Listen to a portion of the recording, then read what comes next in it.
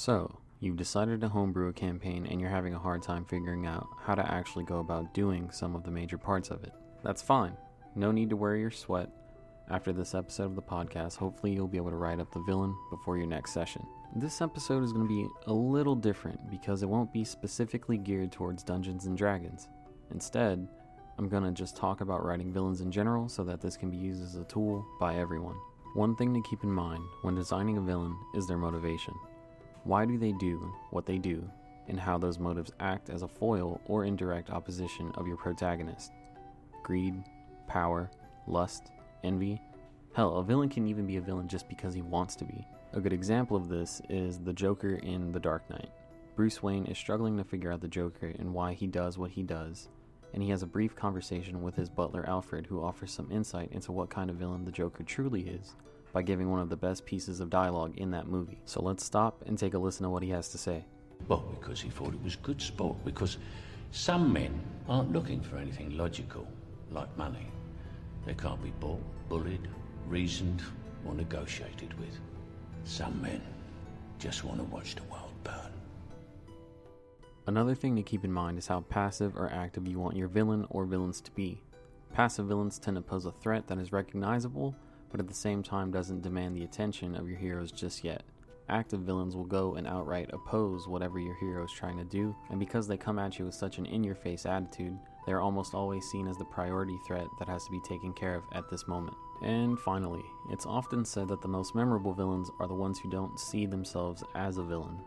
These are the types of villains where you find yourself agreeing with them on some points, and can even understand their point of views. You can empathize with them and even see yourself relating to them. A good way of thinking about these gray area villains is that the only difference between them and the hero is that the end justifies the means, rather than the means justifying the end. Now we can go super in depth behind the science of writing a villain, but there are way more capable people than me who can and have already done that. For me, it's honestly easier to just give examples and break down already established well-known villains. Referring back to our soundbite from The Dark Knight, we have the Joker who solely wants to cause chaos and simply exists because the Batman exists. He fits in perfectly with what we understand an anarchist to be. But don't get caught in the trap of believing that the Joker is the only way an anarchist should act. At this point, I would like to introduce you to the villain Zahir from The Legend of Korra. Zahir is a member of a terrorist faction called the Red Lotus, and he violently resists authority and oppressive governments in his world. Pretty cookie-cutter copy and paste anarchist, right? Well, not so much once you start learning his beliefs and motivations. At the core of his character, Zahir believes in freedom, and that someone's allegiance is to themselves first and foremost and the ones that they love. He believes that if a person is constantly threatened with the potential loss of their freedom, then they aren't truly free. He doesn't believe that people can be free when they live in a society where they are taught and borderline brainwashed into truly believing that they owe their loyalty and obedience to the authority that reigns over that society, and it shakes him to his core that no one is asking why these authoritative figures deserve everyone's allegiance. Zahir doesn't believe people can be free when since birth you've been indoctrinated into believing that the governing body of where you live has actual authority over you. In his world, this takes shape in the form of kings, queens, lords, councils, and the Avatar itself. He doesn't think you're a free person. He thinks you have Stockholm Syndrome. With his beliefs on the table, it's easy to see why he's willing to and has killed world leaders and managed to bring a nation down to its knees before he was eventually stopped. Anarchists tend to see valid issues in government but offer no real solution once the government's brought down. His drive to create a world where people can choose for themselves who they align themselves with simply turned the nation he brought down into a zone of chaos, which opened itself up perfectly for Kuvira to come in and fill the vacuum of power that was left. Zahir doesn't see himself as a villain. He sees everyone else as being oppressed, and he wanted to free them of that oppression in all forms. Let's move from Zahir and take a look at the main antagonist from the movie Watchmen, Ozymandias. Before we get to his plan, we have to understand the key points about the world he lives in that inevitably turned him into a villain in our eyes. 1. The world is inching closer and closer to Armageddon as the threat of nuclear war between the US and Russia rises. And 2. Dr. Manhattan, the closest thing we understand a god to be, walks among this planet. Ozymandias is considered to be the world's smartest man, and at the end of the film, he takes a utilitarian approach to solving the threat of nuclear war. What does he do? Well, he disintegrates some of the world's biggest cities such as New York, Los Angeles, Hong Kong, and Moscow, with an energy signature similar to the one Dr. Manhattan has. He unites the planet under the guise of a common threat greater than the petty squabbles between countries. He unites the world against Dr. Manhattan. The other Watchmen learn of his plan and go to confront him at his base in Antarctica, and once his plan is explained, everyone including Dr. Manhattan believes that this was a necessary evil, killing millions to save billions. Just take a listen to the soundbite and you'll see what I'm saying. Two superpowers retreating from war. I've saved the Earth from hell. We both have. This is as much your victory as it is mine.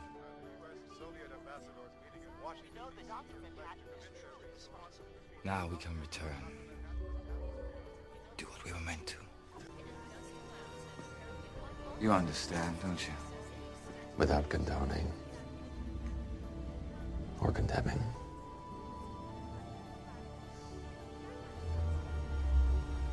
I understand. While they may not agree with his methods, they don't really argue with the results. Only one person there can accept this, Rorschach. He vows to tell the world about this lie and stomps off into the frozen waste with every intention of foiling and exposing this great evil. Watchmen isn't set in a world of good versus evil, black and white.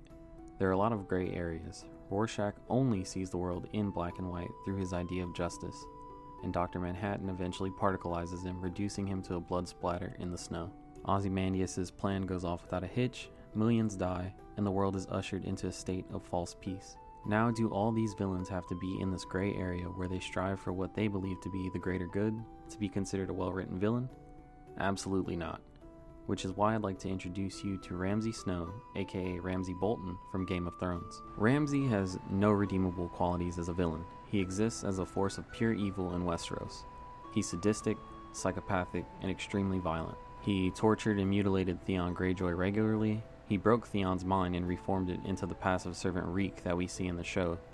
He frequently takes women and hunts them for sport with his pack of dogs, and if the woman puts up a good enough fight, they were met with a swift death, and the honor of having one of the dog's pups being named after them. He relishes in inflicting pain, and he savors the look in his victim's eyes as he does it.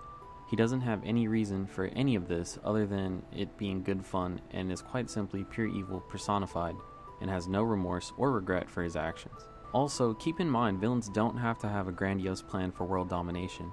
It could be something as simple as wanting to corrupt a person or pass on knowledge. Think of the Joker turning Harvey Dent into Two-Face, or Hana, the elderly bloodbender from the episode The Puppet Master in Avatar: The Last Airbender. Her only goal was to pass on the knowledge of bloodbending to an equally powerful waterbender so that it didn't die with its originator. And she succeeds. She eventually forces Katara to bloodbend in order to save her friends and is left to deal with the reality that she's done something she morally does not agree with. So now that you have a couple good examples of what some great villains are, we can summarize it and turn it into a quick checkoff list you can go through for designing one for your tabletop campaign. 1. What is your villain's motivation and how far are they willing to go to reach their goals? 2. Show the motive and how it competes with or completely goes against your hero's goals and motivations. 3. How passive or active are they? 4. What is the threat level that this villain is meant to have? And 5. Are they a villain of black and white pure evil, or do you want them to dwell in the gray areas? Keep in mind, as your game progresses, some or more of these questions will answer themselves because everything is fluid. Choices have consequences, and your players make a lot of choices every session. A villain today could be an ally tomorrow, so a lot of it will have to be played by ear. Just like your players change and interact with the world, so do your villains. More than likely, your endgame villain will be passive because if they just fought your heroes from the start, it would be game over in a pretty boring first and last session. But that doesn't mean they can't send their equally ruthless underlings and generals to fight your heroes on their behalf. Every campaign is different, and every villain is going to be different for those campaigns.